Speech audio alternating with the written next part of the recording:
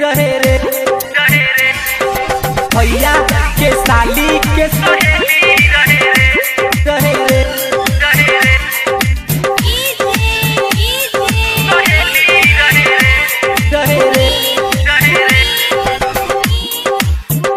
Presented by MK Films. कई रहनी हम बारात में प्यार भइल पहिला मुलाकात में जयमाला देखे आई रहे सखियन के अपना साथ में नाम कर शायद चमेली रहे रे हमारा भैया के साली के सहेली रहे रे हमारा भैया के साली के सहेली रहे रे कई रहनी हम बारात में प्यार भइल पहिला मुलाकात में जयमाला देखे आई रहे सखियन के अपना साथ में नाम कर शायद चमेली रहे रे हमारा भैया के साली के सहेली रहे रे हमारा भैया के साली के सहेली रहे रे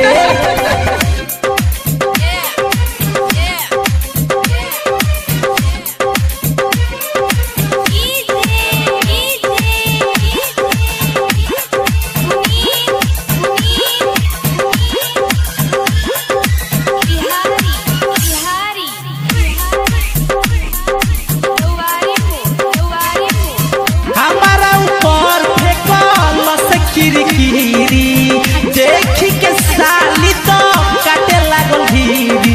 हमरा ऊपर फेंकल किरकिरी देखी के साली काटे लागल भीरी दिलो में ओकरा भइल जब फीलिंग सटे के चाहे लागल हमरा भीरी सजल सवारल झरेली रहे रे हमारा भैया के साली के सहेली रहे रे हमारा भैया के साली के सहेली रहे रे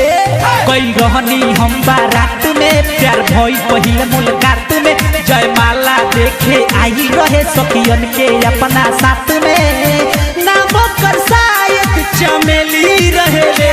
हमारा भैया के साली के सहेली रहे रे हमारा भैया के साली के सहेली रहे रे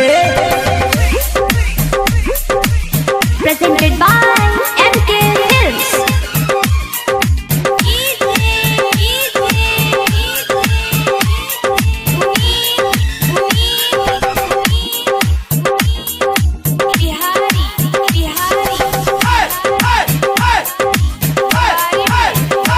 आंगना में घुसते ऊ दिल धड़कइलस पारदा के पीछे से जब मुस्कइलस आंगना में घुसते दिल धड़कइलस पारदा के पीछे से जब मुस्कइलस नितेश मसीहा सोनू कदम से अखिया लड़ा के पागल बनइलस कहेले करिया कियल बेली रहे रे हमारा भैया के साली के सहेली रहे रे हमारा भैया के साली के सहेली रहे रे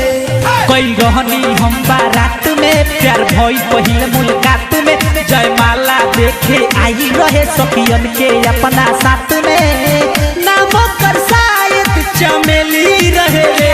हमारा भैया के साली के सहेली रहे रे हमारा भैया के साली के सहेली रहे रे कई रहनी हम बारात में प्यार भइल पहिला मुलाकात में जयमाला देखे आई रहे सखियन के अपना साथ में नाम कर शायद चमेली रहे रे हमारा भैया के साली के सहेली रहे रे हमारा भैया के साली के सहेली रहे रे Recording by MK Films, Recording Studio, Lowari.